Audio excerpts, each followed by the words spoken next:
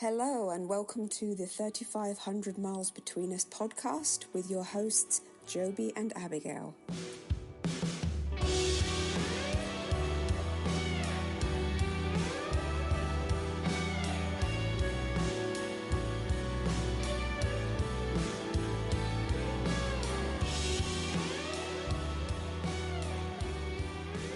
How's it going? Yeah, just recovering from my 12 days in France. Yeah, jet lag. How's the jet lag killing you? I was up at 2 a.m. yesterday, and that was the start of the day. But I always get it bad coming back this way. It's brutal. Yeah, that's how is it today? Did you get better sleep? Yeah, I took gravel, knocked myself out, and I think I'm back on track, hopefully. But yeah, it was you know what's interesting being in France though is I think because they're dealing with similar politics to us, the drive from the airport to the Airbnb was about an hour and a half because of traffic. Right. And as I'm looking at the highway and the condition of everything, I'm like, man, this place is just as neglected as Canada. You could tell the government's not putting money into the infrastructure. Well, really, even though they just had the Olympics there.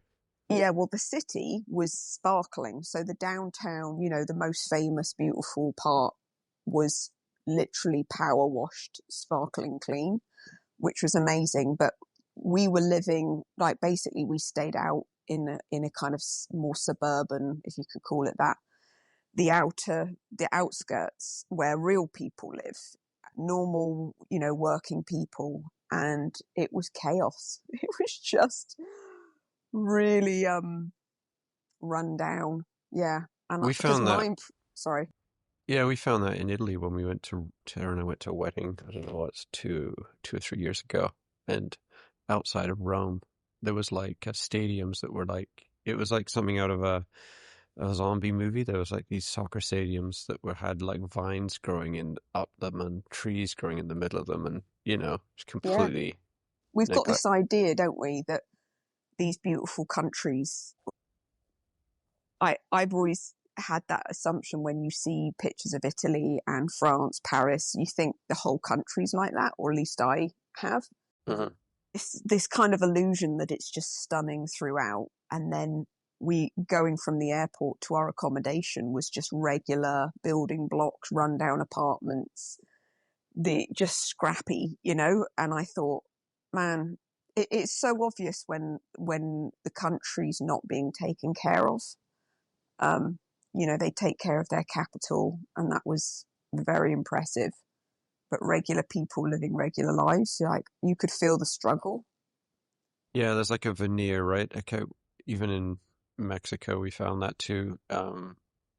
It's all of the people that are serving you in the restaurants, if you were to follow them home, they're living in those ghetto areas and up in the mountains, and the city just becomes a factory almost, where they work and make money. But yeah, Rome was very much like that, overgrown, no maintenance done.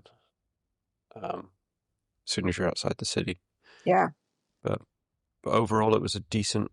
You were meeting with the girls, right? The other thing that was really striking, the first day we were there, we just saw at least 4 dogs just walking themselves, trotting around the streets, traffic.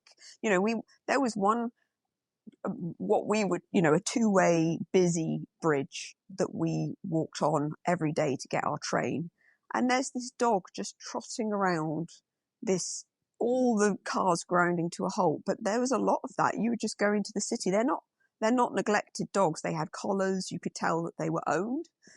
But, no leashes, or people would be walking through where the Eiffel Tower is, and their dogs are just running around the streets in between cars with no leash. It's just so different. Yeah, here you'd be. Oh my God, reported immediately. I think what struck me was, as far as being in France for 12 days, it was a massive, massive city. I'd forgotten how huge it is.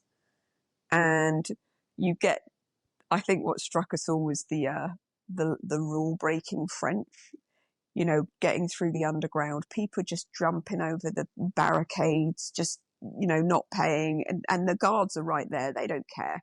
Everyone's just jumping and launching over their stuff and just, you know, it's all very chaotic. So yeah, the systems were very old and were starting to not work anymore. You know, just trying to get a ticket became this really long process just to get on a train. But yeah, overall, absolutely stunning, extremely expensive. I think I spent $1,000 for 12 days just on bakeries and train tickets. We didn't even we didn't sit in a restaurant that whole time. It was just bakeries, but it's incredibly expensive. Wow. Yeah. And you know, same as here, same as England.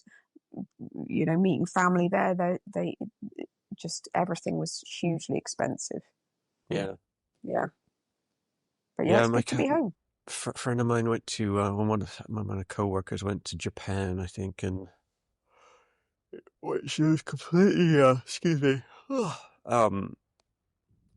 She found it very cheap there because the Dow, I guess, is down at the moment, so your Canadian dollar went really far. Oh wow. And there it's like everything runs perfectly, and you know, you go to order food and the drone drops it off in this little cubicle and all this crazy stuff. Really? Yeah. Yeah, a friend of mine went to Japan and he said it was one of the most impressive countries he's been to. But the people there will literally, in their suits, sleep on the sidewalk. They sleep anywhere. The sidewalks are so clean that they kind of live outside of their homes. I guess their homes must be tiny. And he said they're up all night long, and then and it will be and the streets will be littered from a Friday night of partying, and then suddenly at 5 a.m. the cleanup happens and the streets become spotless. But he said there's people literally sleeping all over the place. So it's a strange, interesting culture, just very different. Yeah. But yeah. Yeah. So what's been going on with you? Yeah, with me it's been oh, excuse me, yawning. Just woke up. Yeah, it's been a heavy couple weeks just with Little Star and the company, and yeah, it's been a lot to deal with. I kind of woke up, I had a bit of a panic attack like a week ago, middle of the night, woke up. It's like, oh my God, we can't sustain the way we're going. In the middle of the night, everything's so irrational and so upside down. Your brain's not working properly. And I've only had like one panic attack since this, and that one was like I thought I was having a heart attack. This one was just, I seemed to be able to fight through it a bit. I didn't let it go full take over my body. But yeah, a little like ever since the interest rates went up like a couple of years ago, it's been this slow decline in projects, and you know, it's just that cash flow has gotten harder and harder, and then it kind of hit this critical mass really, where we lost another job, and I was like, we're just literally not going to make our bills, like, you know, we have to change something. And so yeah, I think it was like a Friday, and it was like not fun in our house. I was like stressed right out, and then I was like, you know, I was like, Tara, kids, I'm gonna have to move to Vancouver and live in my trailer and work full time, do my project manager's job. I'm gonna have to, you know, bail out Little Star. And poor Gabe's in tears, my little guy, because we have such good summers together. And you know, it's been a luxury, but I've been around the farm for 2 years almost. You know, I've just always been there, except for the odd visit to Vancouver for 2 days here and 2 days there. But you know, it's like I gotta make some changes. So it was a lot of pressure in the house because the summers at the farm is so hard on Tara too because there's like so much going on, and then there's kids need dropping off to all these different events and mountain biking and racing and ballet and all this stuff. Yeah, and then I think I had to make, it was like 2 days of like shit, you know. I had to make phone calls to some of my vendors and say, look, would you settle our account for like 70 cents on the dollar, you know, which is an embarrassing phone call to have. And yeah, it was just so, and then just like having to upheave everything and say, what are we going to do? Sell our office, you know, talking to all my employees and say, we're going to have to make some changes. And, you know, it's really triggered by these, the next big wave has been these tariffs, and people have just kind of puckered up and they just don't want to spend money and they're nervous. And, they're like, you know what, we'll wait until this passes. Well, when you're a business that has a fixed overhead, you just can't sustain that for very long. But so over the time, I mean, I'm in Vancouver right now, and over time I started to get kind of a bit more sensible thinking, you know. Yeah. Man, it's really hissy, hey? Do you Not feel on my end. that? Okay. Yeah, my brain started to kind of settle down a bit, and it's funny because I listened to this podcast by what's his name, Chris Williamson, called Modern Wisdom, and he was interviewing this guy. Let me just find out what his name was. Joe Hudson. I guess Joe Hudson's like a coach and does also like retreats and stuff. And if you haven't heard that podcast, it's episode 925 on Modern Wisdom. I'm on the second time listening to it now. That's rare to listen to a podcast twice. Yeah, back to back, and I'm actually getting some stuff from it again. I'm like, I really need to, you know, let this sink in. It's funny because he's very much like, he's a realist. He's like, you can't, you know, sometimes when you listen to a podcast, you know, I don't want to forget this like feeling. And then you kind of go into a conversation, or you sleep on it and you wake up next day and it feels like it's fading a bit. Fading away. So Yeah. what's the premise, just to give me an idea of where's this guy coming from? He's talking about all kinds of stuff, but it's really, how to nutshell it really. I mean, he's talking about, you know, relationships and fear, and a lot of it's to do with, you know, like the drive of an entrepreneur towards money and prosperity, and how that, you know, because he counsels a lot of very, very successful businessmen, you know, and people that have sold their business and retired and are not happy. And so there was just so many truths he was speaking. You know, like one issue that I have, and I'm sure a lot of people who are highly driven have, is that you're just constantly driven by the horizon, like the goalposts. You set these goalposts up and you work towards them, and you don't enjoy the journey very much. And you get to the goalposts and the payoff isn't there that you thought, and then you have to move the goalposts further too. And so this is just this perpetual busyness, and not really to be able to, you know, he's got a friend who just sold his company you know, went public, and, you know, it's the classic sitting on a beach in your flip-flops and feeling completely lost and no sense of purpose.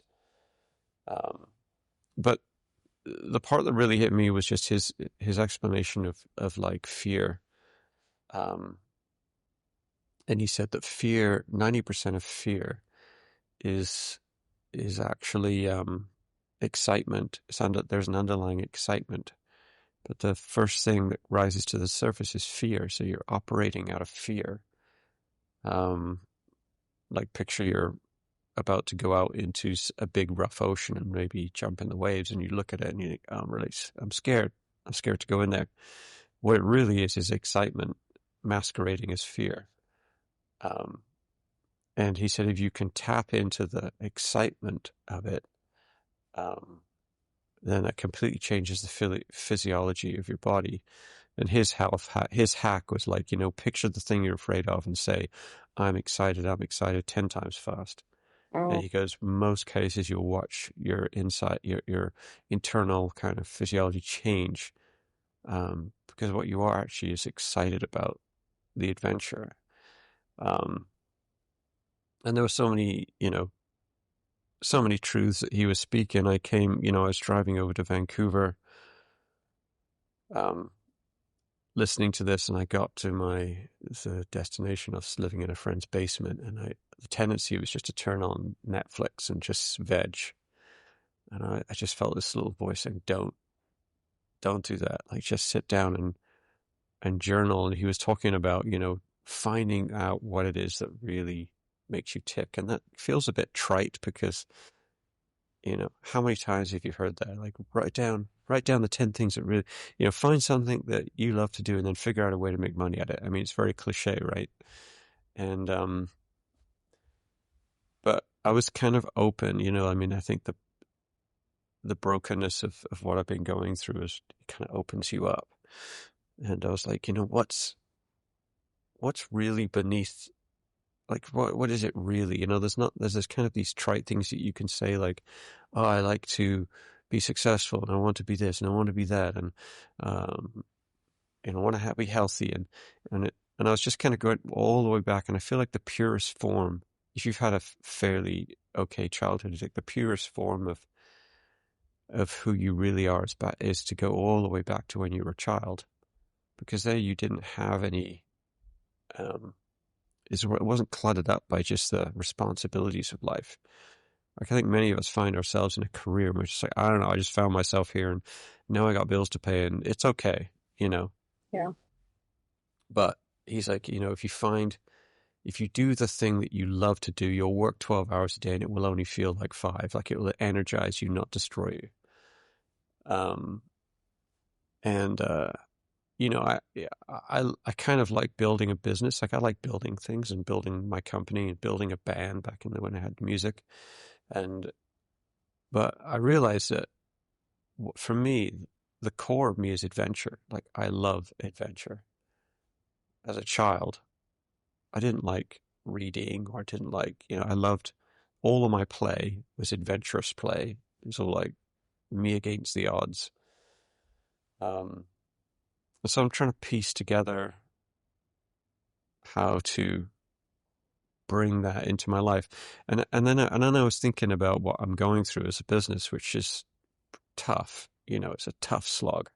Mm. And it's like, it's completely turned it on its head. And I'm not saying I'm out of the trees yet and I've got this fully figured out, but the fear has started to turn into excitement, because I'm actually thinking about it more as we're on a new adventure. Like, if we're in a storm and now we got to fight our way out, and that's where I'm at my best. Yeah. When the odds are stacked against, and so it's been good to see that change. I'm not scared of what's facing us. I'm more like, well, this is a chance for us to regroup. This is a chance for us to grow closer. This is a chance for us to redefine Little Star, my company, and I think that when things are going really well, you kind of get complacent and you just think, well, I've done that then, that's fixed and it's running well. But when things go, it's like when your relationship kind of starts to go through some rocky times and you have to face some stuff. On the other side of it is actually good, right? Like, you grow closer. So I think that I'm kind of embracing that. And I've had some tough conversations with my team, and I've got a team meeting this afternoon, and I'm going to share this with them. And I was talking to my main project manager, and he said, it's funny because when I was driving over to meet you, I kind of had this feeling too, like, of kind of excitement. Mm. And I think that it's in men and women, especially men. We're built for adventure, and we're built for fighting, like fighting through a storm. It makes you feel alive.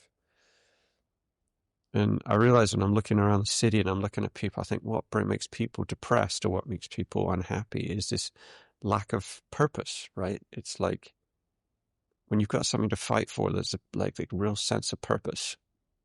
Like I'm fighting for my family, I'm fighting for my house, I'm fighting for my business, I'm fighting for my friends. I think crisis jolts you awake to a new reality. It's like, oh, and the initial jolt is alarming because, like, when you woke in the night, it's like, is this really my reality? Have I crash landed in a new, it's almost like crash landing in a new dimension where you're like, shit, what if everything that I have is taken from me and all of these vital reliances become threatened? But then when I recalibrate and come to terms with the idea of a new reality, then I can actually start embracing it and not resisting the change. But I think one of the biggest shockers is, certainly in my own life in the last year, is crash landing in a new reality. And the shock of what I knew to be my norm has now shifted. And I think the survival aspect of, okay, I'm just going to get my head down and find a way is, like you say, potentially really exciting because it's new horizons and new possibilities. But one thing I remember listening on a podcast where the person says, your body doesn't know the difference when you're thinking a thought, and you might be catastrophizing in your mind. Your body will come in alignment with that, and your heart rate will go up, and you'll start to produce cortisol, and your body just responds. But you could be lying in a comfy bed and have no real threat around you, but your thoughts are taking you there, and your body actually thinks we're there, we're in the crisis.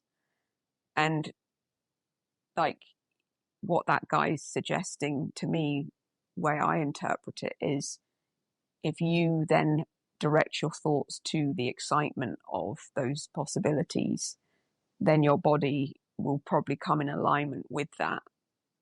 And it won't be a panic attack. It will be, oh my God, this is, what if it all works out? What if everything does fall into place and it's I embark on something brand new.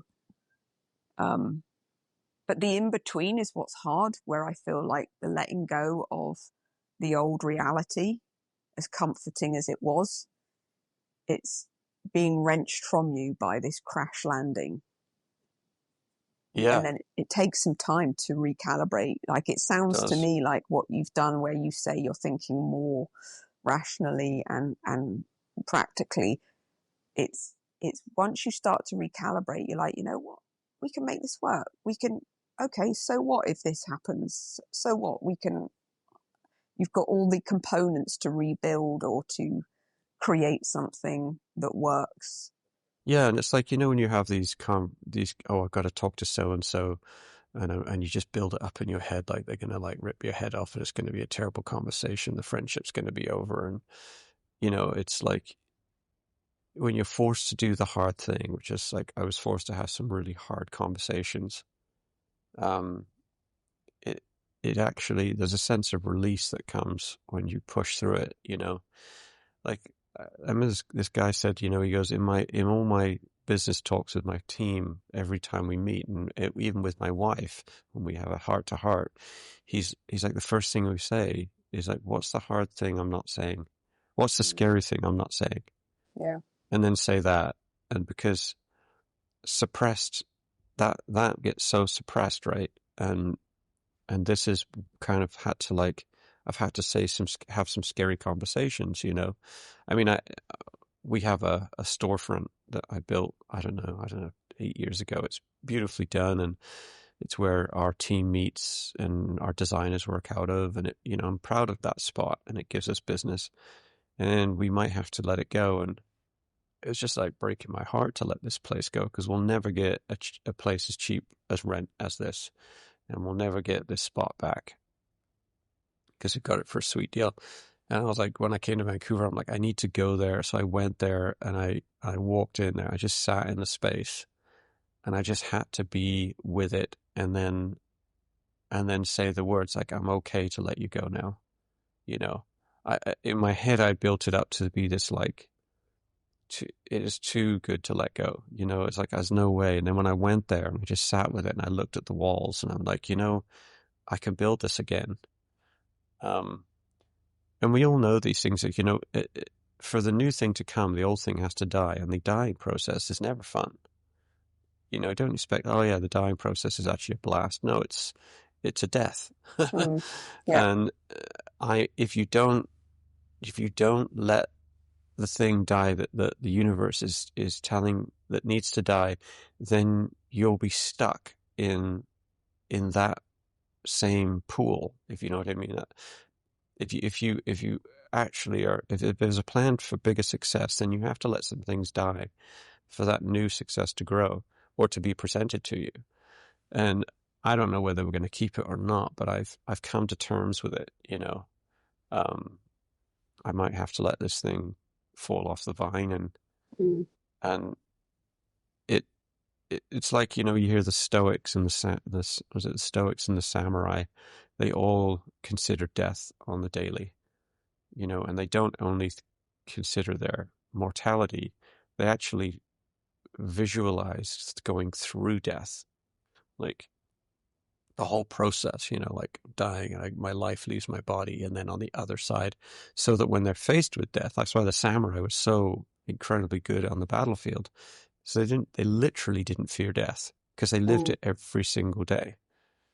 And I think for a person, like when when you have something like a home or a business, I think the thing that goes through your mind all the time, and this guy was saying it too, is like, I can't do this and this because I'll become homeless. Like, what if I lose my house?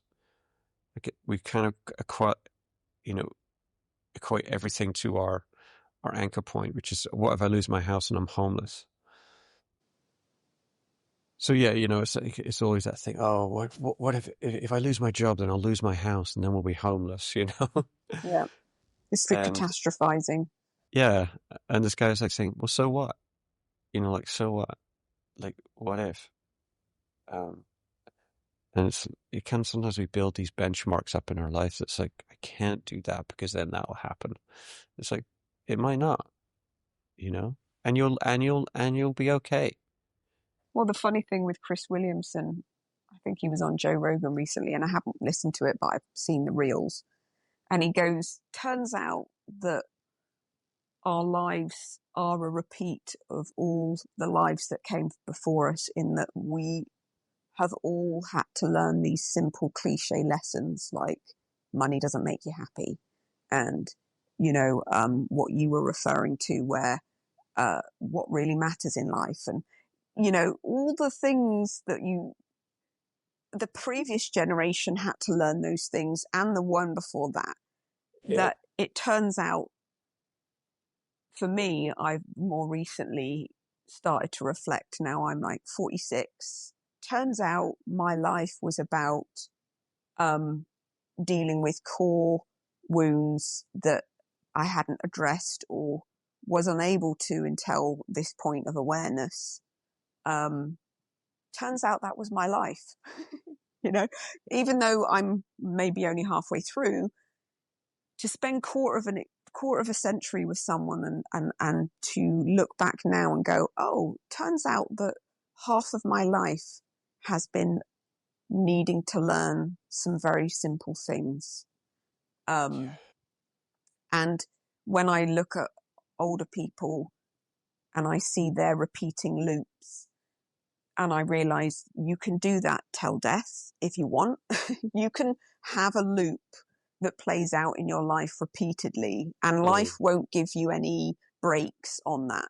You know, it will just keep throwing the same thing over and over, and you can respond the same way over and over until the end if you want to. And it's not cruel, but it's very strange that life doesn't break through and say you can, you know, it's not going to force a break in the loop, and you can only really make those changes by awakening to awareness. And I think there's something so sobering about being halfway through your life where I can look back and go, yeah, turns out that half of my life was all about that. Mm-hmm. And it's incredibly humbling to recognize the patterns that have repeated. And to also, I think that's why people talk about the midlife is, oh, this could go on for the second half as well. If I allow it, life won't stop presenting that loop to me. And I speak to other people who've got different loops playing where they're repeating the same thing over and over, the same lesson or whatever the core wound is or whatever. And everyone's got their little loop that they're repeatedly playing. And I think what inspired me last year was talking to Mum, who's 77 now. And I saw her break free from a loop that I've seen repeat in her life, since I've known her my whole life. And I see her break out of these loops that she's been stuck in. And she's 77 and it's possible, and she might enjoy 10 or 20 years of being free from that loop, which is amazing. But I think what's also sobering is realizing that can go on for 77 years if you wanted to. Yeah. And I feel inspired that it's never too late, because when that moment of clarity comes, it feels like you shed the memory almost of the burden you've been carrying. It's gone. You're free. And that's almost an eternal, like Tolle says, the ever-present now. When you're free, all of the burden and the bondage will fall away. So it doesn't really matter when that happens.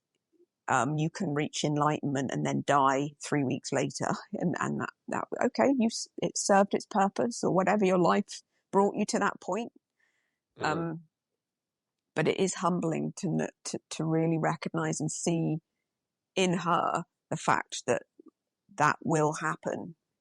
Mm-hmm. if you don't jolt yourself out. And I feel like these crash landings are the earthquakes that provide the opportunity to break free from loops. And they give you that moment to go, it's like waking out of cognitive dissonance. It's like poking your head up from the trenches going, wait a minute, do I really want to carry on with these thought processes? And you have that moment where you can either double down on your beliefs, or you can actually jolt awake and go, no, I want to change. I'm out. Like, I don't want to keep doing this anymore. Mm-hmm. Yeah, I think the challenge, I mean, and that is so true, right? I mean, I remember COVID did that, right? It jolted the whole world into these into these hard conversations. Like, oh, I'm going to die, and oh, and and it jolted us close to our family, and all of these things. But the struggle I have with it is that, well, I have lots of struggles. It's when it starts to fade. Like you hear something, you hear this epiphany for the first time, and it just like really wakes you up. Like, I was texting Tara, and I was like, we need to do this in our relationship, and we should change this, and then you sleep on it, and the next day it becomes a bit fainter and a bit fainter, and I'm like, and I've had these moments. Like, I remember when I went to that men's retreat, and I came home, and I was just really felt like a different man. And I shared with the family, and it was like this, like I was glowing, and I had these, like, I wanted to make these changes in my life. And then sure enough, if you've lived with yourself for 40 years or 50 years or whatever it might be, those old patterns are so ingrained and so deep. You can have these epiphany moments where you see, oh, there's a bad pattern, I need to change it. But actually walking out the change, it's like the first day a guy says, I'm going to quit drinking. Well, that's the easy day. It's like a week later when no one else is giving you attention, and the conference is gone, and it's just you in your depression really wanting to take that pain away via drink. That's right. Those loops are so deep, aren't they? I totally get it, because I also think that when you know yourself really well, you already know when you get excited, the fear is this is going to fade. This is going to fade because it always does fade. Like for me, I will not want it to and go, we've got to make changes now while I feel alive and while I feel vital, because inevitably the loop is so strong and ingrained that you get just sucked back into your old patterns of behavior. And I feel discouraged sometimes when I know, oh, this has happened so many times. I've been dragged back into the loop, and I want to break free, because as you would respond differently to those moments. Like the fact that you went on a men's retreat and you want to make changes shows that you don't want to be stuck in these cycles. Like you don't want to be in those patterns. But I can see how when people like Joe Dispenza talk about, what is it, like things that wire together, fire together, like the neuro pathways, it's such a strong ingrained pattern of behavior that to break out of it, you almost need one crisis after another to just push you to the edge. Yeah. I notice it in relationships. Like obviously the closest relationship for me is me and my wife, right? I mean, that's a relationship where there's lots of old habits, and I always have these best intentions. I can't tell you how many times I'll be like driving home and I'm like, okay, when I get home I'm going to do this, and then you walk in the door and the scenario that you had in your head isn't playing out. Yeah, Everyone's totally. rushing around. No one says, hey, nice to see you, Jobie. And you're like, and it just falls to ashes on the floor. Like, I Because what don't. you come to is, oh, we're late. Can you take Gabe? Yeah. Hold this baby. Yeah, She puked, don't you? No, I yeah, gotta go. like, I gotta go. You love you, babe. I okay. hope you had a good time. See ya. Yeah, let's talk tomorrow. Bye. And you're like, and my everything is it just falls to ashes, and then I can feel it. It's like the old man. It's just like, fuck that. Like my self-protection, my ego comes in there. And it's like, protect. Yeah. That was a bad idea. Protect. And how many years do we walk through life like that, just protecting our heart? This guy was the guy Joe, whatever, who was being interviewed. He was. I went over to his podcast, and he was coaching some entrepreneur, and so it was live on the podcast, and it was so crazy to listen to him talking to this guy who was, having some struggles, and Joe kept. But I think the long and the short of the whole counseling session was stop fucking trying, like because everything this guy was saying was the right thing to say in the situation. But he's saying, yeah, but he's like, I need to be more present. He's like, right there, you just create another task for yourself. And the guy's like, oh. So are you saying that I need to be more like just relax? And again, you're creating another task for yourself. And I was listening to it almost frustrated too, because I could feel this guy's like was searching for the answer. But the answer was just stop and just like just you know what I mean? And it's like we're so wired to like, I'm gonna get home, I'm gonna work myself up into frenzy, and this is who I'm gonna be, and this is what I'm gonna do, and it's formula driven. Yeah, we're so like, from now on I'm doing this, or this is what I need to do. I need to get up in the morning and have my protein drink and then meditate for 10-15 minutes and then go to the gym, and then it's like, you've missed the point again. Yeah. The underlying point, because I think that's often driven by, if you've got a very strong internal critical parent, which me and you both have, which is very hard on us and not very kind to us. Yeah. And based on our kind of upbringing, it was probably the most inevitable direction that our internal dialogue would take is, you should be trying better, you should be trying harder, you need more discipline, you should.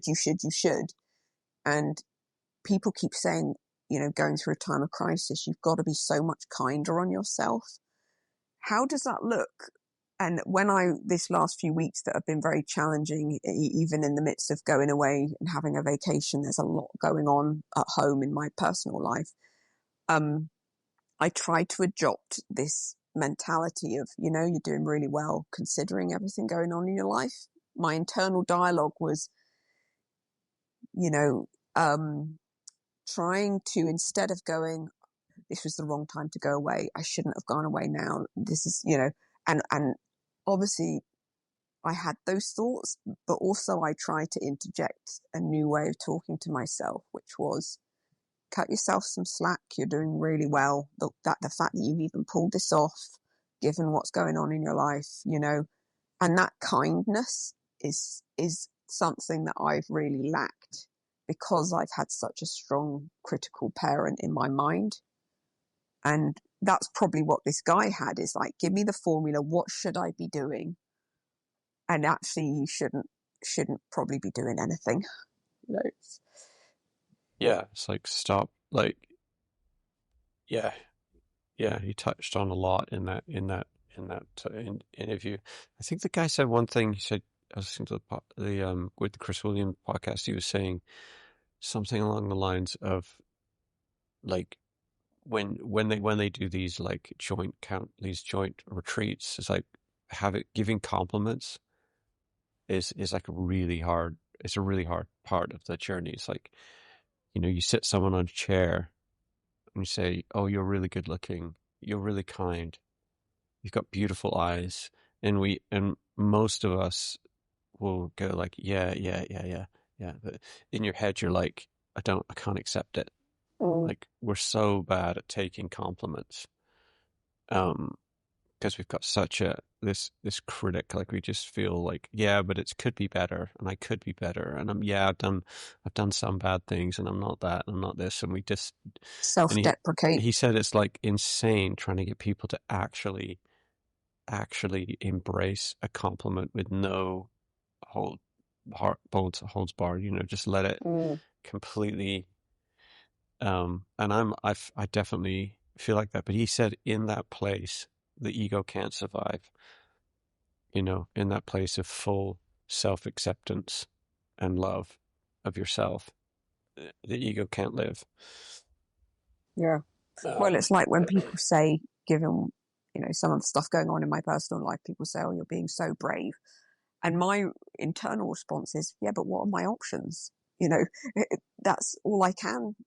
But it's, my response is to kind of brush that off and go, well, yeah, but what else am I going to do? Curl up in a ball and have a breakdown? Well, actually, that is an option, and I could have done that. But I don't focus on that as though I actually had multiple options, and I'm trying to choose the bravest option, or the path that to me is like, what's the right thing to do, and what's the wisest thing to do, and how many people can I seek counsel from so that I don't fuck this up. But I don't give myself credit by acknowledging there were like 10 other options of how I could deal with this. And one of them would be to go to bed, not stay in bed till 2 p.m, give up on life and basically allow myself to fall apart.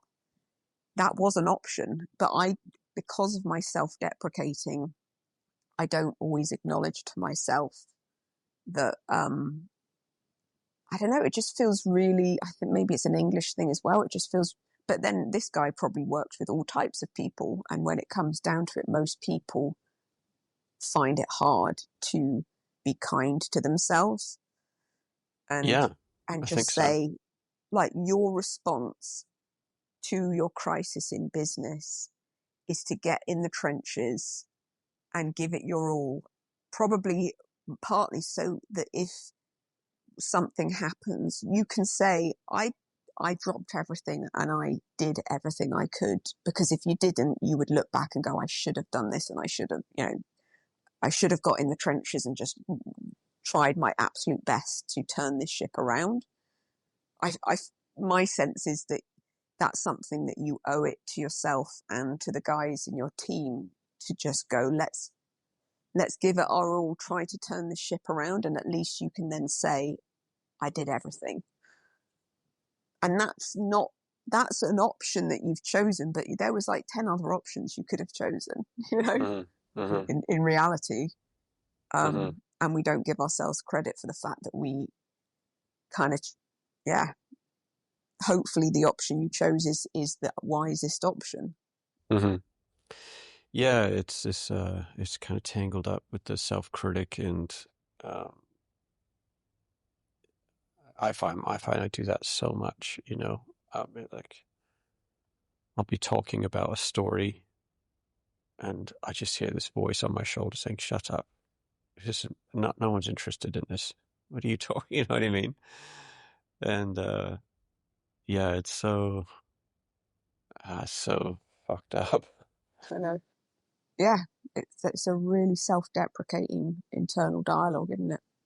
Yeah, you've got nothing to offer. I mean, it's a weird thing, right? Like I want my wife to tell me she loves me, but when she does it, I don't know how to accept it, so I push it away.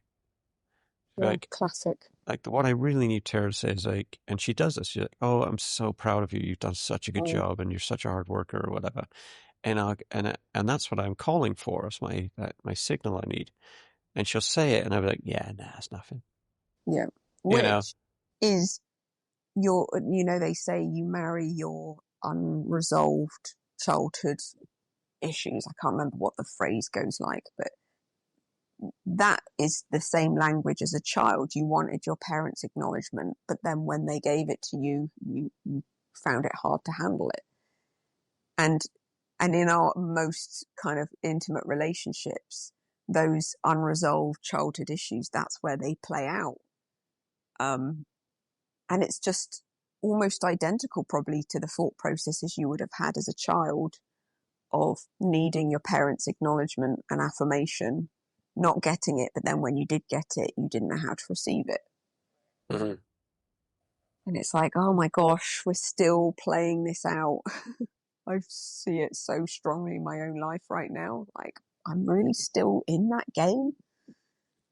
And I think the awareness is amazing, because then you can just go, oh, look, I'm still in the game. Like, that's huge. Because if you're unaware, you have no choice. But it's that slow awakening, isn't it? Going, oh, okay, I must be stuck somewhere. For me, like pre-adolescent, whatever, the certain emotional stuck points are really, really young.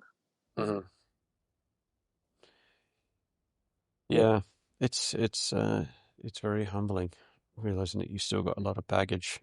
And I think a lot of us just seal ourselves off to, oh, I'm never going to change.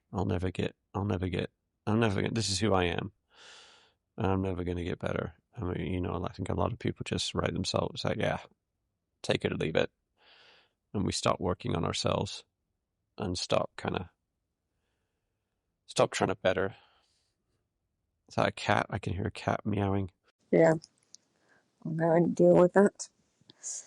Right. What was that phrase that you say about resentment? Unresolved. Oh, lack of assertiveness is premeditated resentment. Ouch. Right. I think he just framed it a different way. It was like unresolved. I got it's funny, my phone, I have these notes, but they're all in different places. And so I'm like, why did I write that one down? Lack of assertiveness is premeditated resentment is the one that I've dwelt on a lot. Yeah, he said it in a different way. It was like unresolved something. Like if you have like a grudge, like a chip on your shoulder about something, and you don't talk about it, which would be the assertiveness portion, I guess. And it's funny because I was with my project manager who's been a friend, since he was 15 years old, and I was like, I need to go for a walk and talk, and I think we need to reset our friendship. because we're going into business, and we've been in business, but we're going into another phase of battle in a way. And I need to know, and I realized, so I went for a walk. I'm like, us dudes are so good at just compartmentalizing all of these, repressing all of these kind of hurts or issues or misunderstandings. We don't talk them through. We just repress them. And I said to him, I just listened to this, guy speaking, and he was saying that, what's the scary thing I'm not saying? And I said, I'm going to say the scary thing, and here we go. And I was just like, ever since COVID, our friendship has never really been the same because of what we all went through, and how you handled it, how I handled it, and how I felt like there was no support from you for the decision I made, because we decided obviously to get vaccinated, and the whole world turned against us, and a lot of our friends didn't say, hey, we love you, don't really agree with what you're doing, but I don't like what they're saying about you. And it was like that. I could tell that there was that resentment that was just swirling away, and it was eroding my trust in him, because it starts to get bigger. It's not like resentment just stays there as one little capsule. It starts to like compound and grow and get roots, and you'd be like, And so I had this kind of for years, like for 5 years. I'm like this kind of like little niggling lack of trust, and little niggling like, thing. And it was really good to just come out with it and work through it. And took a bit of courage, but good for you. It's so easy I not think to. resentment, when you don't deal with it, becomes bitterness. Mm-hmm. And that's what I've realized over the last few years, is that if you allow yourself to live with resentment too long, what it compounds into is bitterness. And bitterness, I feel, then it seeps into feelings about not just that person, but it colors your life. If you're a bitter person, it's almost becomes generic in that bitterness. I know people that are bitter with life. Yeah. They're just bitter at what's going on in life and how hard done by they are. But I suspect that it started out as a resentment towards a particular person. Mm-hmm. And then they don't deal with that. And then you just become, bitter just generally. And that's something that really struck me when I first understood, resentment and how dangerous it is. Jordan Peterson was saying resentment is probably one of the most dangerous emotions you can have, but it tells you so much about who you are, in as much as if you really look at what you're resentful for, it will tell you so much about where your head is and your heart is. So we said it's really important to pay attention to it, because once it festers, that resentment can really wreak havoc in your life. And I definitely saw that. Definitely in your close relationships too, right? Like it's I can feel that, and then there's this self-preservation that comes. It's like, oh, I'm not going to talk about it because it makes me feel exposed and vulnerable, and then it looks like I need something from this person. And so I've seen so many couples who are older, and they just have so much, like, they're still always jabbing at each other. Yeah. Like these little jabs Miserable. here, jabs there. Yeah, just miserable. Like Boo and Grandpa were like that, right? Our grandparents. Yeah. And one thing that struck me, because when he first started talking about it, I remember the moment I was listening to a podcast and Peterson said about resentment and how destructive it is. And it hit me. I was like, oh my God, I am so resentful. I am such a resentful person. And he then said, there's only 2 things you do with resentment.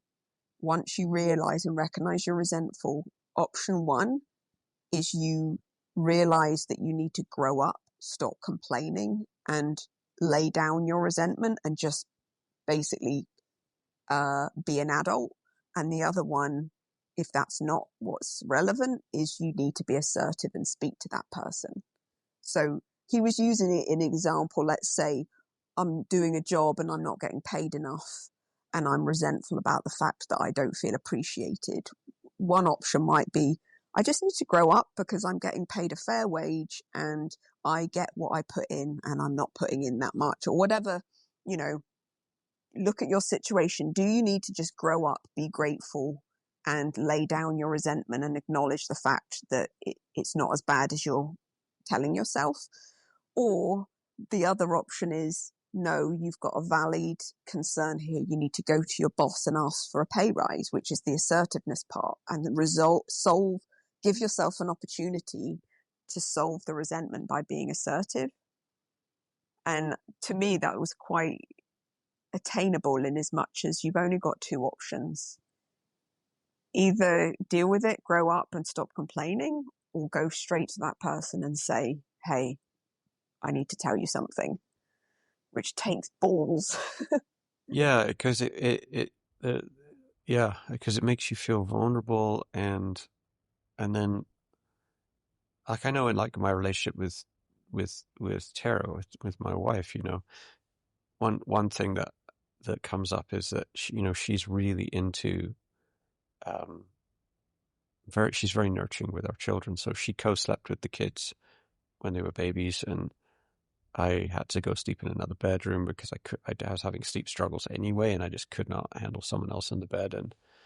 And you know, I could feel over time there was this little like seed of resentment, you know, like they're more important than me. And then, you know, fast forward to now where my kids are 11 and 14, but Tara still will have these very kind of like traditional bedtimes where she tucks Emily and then she'll go and sit in Gabe's bed and then they'll read together side by, you know, she'll read her book, he'll read his book, and they'll cuddle for a bit. And you know, because Gabe's very tactile and he just loves that. And obviously Tara does too. She's nurturing. I'll be just like, give Gabe a little hug, a little kiss, high five, see you in the morning, buddy. And so what happens is I go to bed and I go to sleep, and then Tara comes in and I don't even hear her, and then everything goes on. But over time, I've started to kind of, this resentment has kind of crept in where it's like, I guess I'm not important enough, and I guess the kids come first. And I've known in my heart too that doesn't reflect well on the kids' view of marriage. Like when you protect your marriage or you protect your relationship, it actually, the kids might miss you being beside them, but it tells them that, oh, it makes them feel secure, I think, because mom and dad are like doing stuff together, and like they actually want that. They So on want one hand, no-go zones, even though they will never say it. They want zones they're not invited into because it actually makes them feel like they're not. Kids might act like they want to be the center of the world, but it's not really where they feel the safest. Yeah, they feel safe when they know that mom and dad are strong and working on solid. it. And if they're spending alone time, then they're working on their relationship, and that means that they're going to be, you know, it's kind of like, you know, it's like if he's out there watering the fields, it means we're going to eat dinner tomorrow. So yeah, I might not have dad with me, but at least we'll have dinner on the table tomorrow. Like you have to do that. And so, you know, over time, and Tara and I have talked about it, and it's not really been walked out, but I feel my side of the thing is like asking for help, or just saying, you know, my gut feeling is this, and I feel like we need to do this. I find so fucking difficult because it just makes me feel so exposed. Because now you've asked for it, that means that when she gives it, you then, because then the other problem I have is I struggle with intimacy. So she might walk into so she might do that, and then you're like, yeah, I got nothing for you, mate. Yeah, you know, totally. You're like, Exactly. You can't really guarantee you're gonna, Because then it's another challenge ahead for you. I know. And it's like, so I know in my heart that we need to do this thing 'cause it's better for our kids, better for our marriage. And sometimes I feel like relationships, there's two types of relationships, like husband, wife, or whatever. Is like, one is like plowing for the rocks, like fucking full tilt, sails up. Iron sharpens iron. Yeah, we are going in, and everyone can see it. Oh my God, those guys Yeah. are heading for rocks. And then there's the other relationship where you're slowly drifting Cruise towards the control. rock. Well, you're sitting there, the sails are down, and the tide is just gently pushing you towards the rock. So it's going to be a little bump on the side of the boat, and then a little bigger bump, and then eventually you're on the rocks. And those relationships are common because both are, but I feel like if my relationship, if it's ever in a dodgy place, it's like that. It's like we're doing okay, and we operate fine, and we're nice to each other. We give each other, hug and a kiss, but it could be so much better. But it's like these, for me, I'm like, fuck, I know I need this, but I don't know how to give it or get it. So if she were to be in agreement, and then the next challenge would be, can you deliver? Because your next challenge would be intimacy. So then she'll come jump on the bed and say, okay, then now it's our time. What do you want to talk about? What do you want to talk about? And I'm like, And this is what I've learned reading this book, David Rico, on how to be an adult, is that because I struggle with assertiveness, that situation, that scenario is so perfect as an example, because let's say she's done the co-sleeping, she takes a long time to put the kids to bed, and you can either grow up and be like, you know what, kids are only young for a short period, I'll get her back one day, I need to grow up and just let go of this. So that's option one, which I don't necessarily think is the best option, but in Jordan Peterson's kind of case of you've only got two options, is one of them is you grow the fuck up, stop your whining, see the bigger picture, it's not a big deal. And then option two is, I need to tell her, I need to be assertive because actually this is a value of mine and I think it's really important. And I would think both of us would agree that's probably the best option. But then the next challenge is, if you struggle with assertiveness, you have to present it, and according to David Rico, have no attachment to the outcome. Because if you have an attachment to the outcome and you're basically have a premeditated, I want to tell you about something and I also want to control the outcome and the result. So your assertiveness might be met with her saying, well, no, I feel differently. Thanks for sharing, but no. And you still don't get what you want. So assertiveness, when it's hard to be assertive, I've got this unspoken expectation that it took me so much courage. The least that other person can do is actually do what I'm asking, because it was so hard for me to be assertive. I deserve the result because it took me so much courage to actually speak out. But because humans have free will, that person can turn around and go, I'm not going to give you what you want. I can't, or I don't want to, or I disagree with you. And then his take on that is, because you're an adult, you have all the resources within yourself to meet your own needs. And that if that person chooses not to, you'll be okay. Because we should only look for a person to meet 30% of our needs, and 70% of our needs should be met by ourselves or our friendship group or our meditation or different practices. That in marriage, that person's only responsible to meet 30% of your needs, according to him. Mm-hmm. And so you should have the wherewithal to, if that person rejects your kind of presentation, for you to be able to go, you know what, I'll be fine. I can take care of myself, and fair enough. You don't agree with me. But I find those variables quite surprising, because all I dwell on is how much courage it takes for me to be assertive. I don't always think about what if that person says no. Yeah, I know. Or what if they just don't respond the way that I've imagined they respond? Because you play it out in your head. If you're afraid of something, you play it out in your head, the scenario. It's like the coming home thing. It's like, I'm going to come home. I've been away for a week. Everyone's going to run into and say, welcome home, Daddy. and you walk into the house and nobody says that. Everyone's No one busy even doing looks their up. thing. Yeah, it's like everyone's busy and there's a million different things going on, and it just, yeah. So that it's this So that's the what attachment is to it? the outcome. It's Is that, expectation, right? They say yeah, which is, you've got an expectation, you're attached to that expectation, and then if those people don't deliver, you want to recoil and almost, and that leads to resentment, expectation. yeah.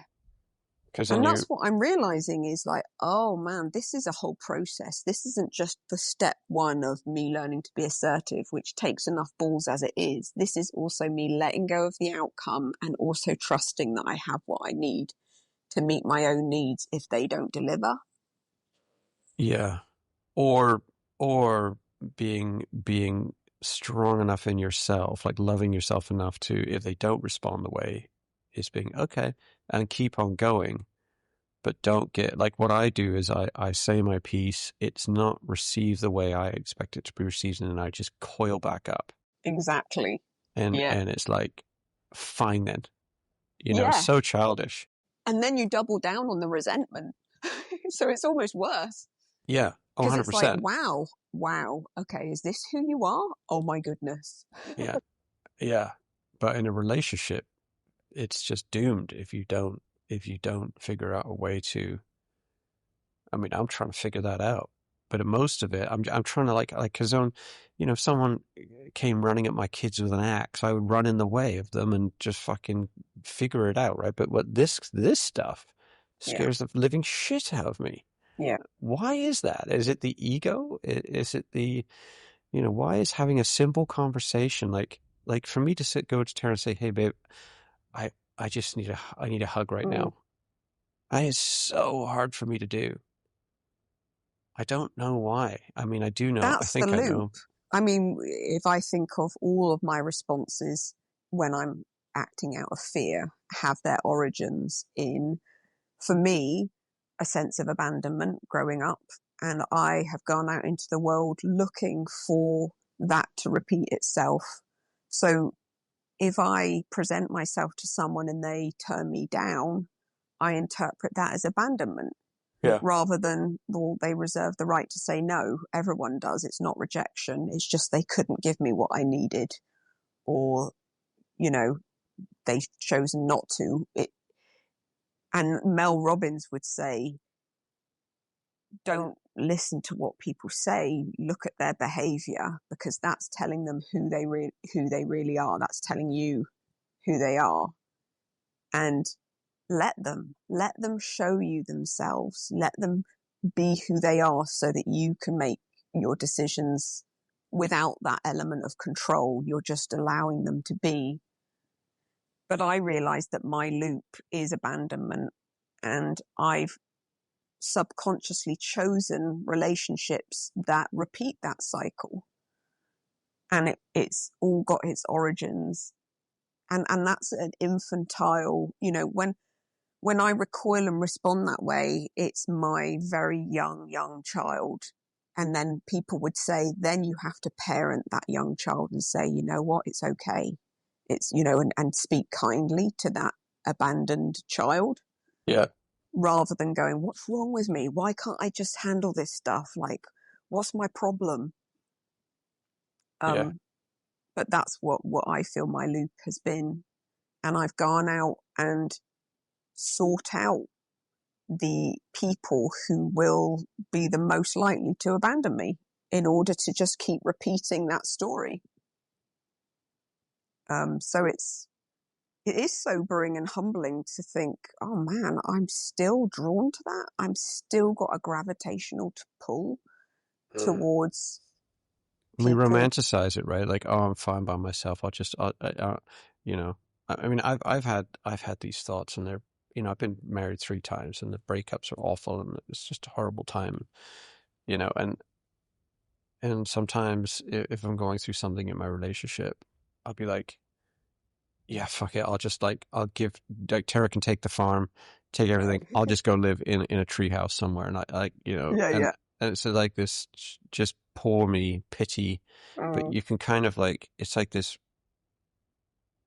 nomadic romantic kind of like, and then they'll be sorry. And Yeah. then they'll, and who's the loser there? Well, you're sleeping out cold in a fucking treehouse when you just built this house. You're fully entitled to have half of it, and you kind of like you just throw your life under the knife, and impale yourself. Yeah, impale yourself, and think that people are going to say, "Poor Jobie, Yeah, wasn't he such a hero?" It's like, no, that's not going to happen. You're an idiot. That's the harder path, is because that might seem like, oh, the harder path is just having a conversation with that person. The fantasy is I can eliminate all of this and just be alone.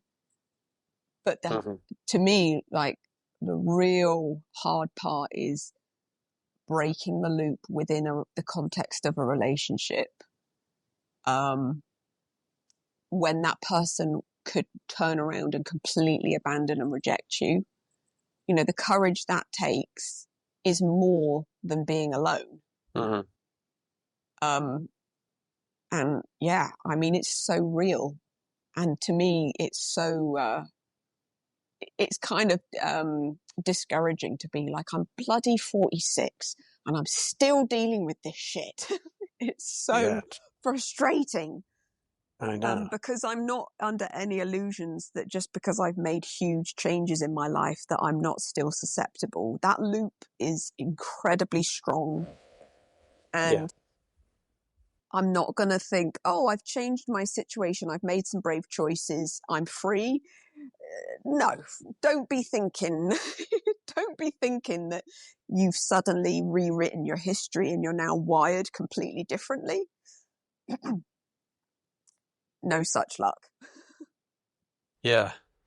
But the awareness to me is Tolley would say, don't underestimate how huge it is to be aware, because you're awakening to consciousness. So why don't I go, oh, look at me stuck in that loop. Look at me still looking for abandonment and almost wanting it. And I'm observing it like the little Mutu says, the first bird observing the second bird is what meditation is. You realize you're watching yourself. The Mutu, where he talks about meditation and the first birdie is sitting there on a perch and a second birdie comes along, a bird watching the first bird, and that is meditation, where you're observing. That's awareness, isn't it? I'm going to observe my tendency towards being drawn towards rejection. And I feel like that's the slow awakening of breaking the loop. It's acknowledging to yourself, oh yeah, I haven't figured that one out yet. Yeah, and I guess as to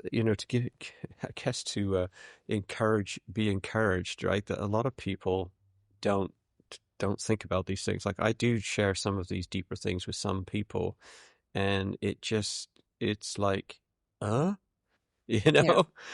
people just, the frequency is just not tuned in, and so, that's one of the things with meditation, right? When meditation is simpler than you think. It's just literally observing the busy mind, and then you are meditating. You're just realizing that you are not the thinker. Yeah, and that these thoughts aren't even yours; they're just drifting through. Yeah, and a lot of people live their entire life thinking that they are their thoughts, and there's no other alternative, and you can't step outside your head. Right. So what we're experiencing right now, but in a really long-winded way, is years and years of us gradually becoming conscious of patterns of behavior that we've identified as being us, and catching them out of the corner of your eye and going, shoot, I did it again. It's like when you buy something impulsively, you'll say to me, I did it again. I bought something impulsively. Yeah. And how can you mitigate that? The only way in that situation would be, you've got certain accountability that you have, that whenever you get the fever and really want to make that purchase, you've got someone you check in with and you go, I'm thinking about making this purchase, but I tend to be impulsive. What do you think about this purchase? That's the most you could do. Yeah. And I think in like relationships, like that's why you do need a partner I mean, I think all types of mixes of partners work. Like, I don't think it's one size fits all, but to have a partner that says, yeah, no, I'm not satisfied with that. There's still something in there, you know. Jen actually used to do that. She wouldn't take no for an answer, right? I think Tara and I selfily admit that we're both very similar in this way. Like, we'll happily just trundle on and keep on going. And we realize that it's actually our Achilles heel in our relationship, that we don't actually, like, we're not super feisty.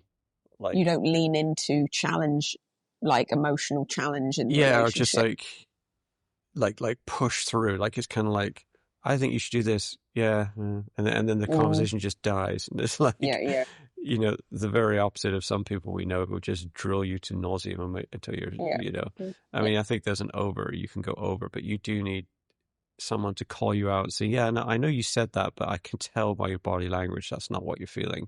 Yeah. I mean, it's bold. That assertiveness, you probably do need one person in the relationship that's slightly more assertive than the other person. Yeah. Like in your situation, you're the guy, we know you're the guy that's going to call, like, hey, by the way, I'm feeling this, but it's triggering all of these mechanisms in you, resistance. So many. Yeah. Whereas if you were with someone who was more assertive than you are, you don't have to get out of your comfort zone because they're coming at you.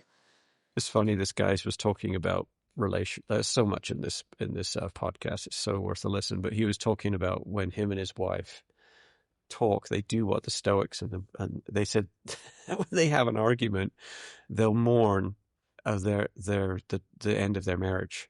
They'll just like fully, like, in their heads, like, we're getting divorced, it's over. They'll cry about it, and it'd be like, and he said, why'd you do that? He's like, because then we've got nothing to lose. Then it's like, because the thing that stops you having the hard conversation is the fear of you being, like, with your work, is fear of being homeless. Yeah. Okay. I can't do that. I'm married to, like, so as long as you have that fear of them leaving you, you're going to avoid all of these hard conversations. Yeah, and so you're going to spend your whole life tiptoeing. You take it on because you've already gone there in your head, like, I'm willing to go to the end. Well, then you'll say, then you've got nothing to lose, and you'll say the hard thing that you're scared of saying. Yeah. Like, I think that when we were at that party, you looked at that other guy and it made me feel really blah, blah, blah, blah. Yeah. Whereas avoidant behavior will just say, I'm not going to say anything, and I'm going to brew on it, and then I'm going to emotionally start distancing myself from that person. So then you start to get resentment.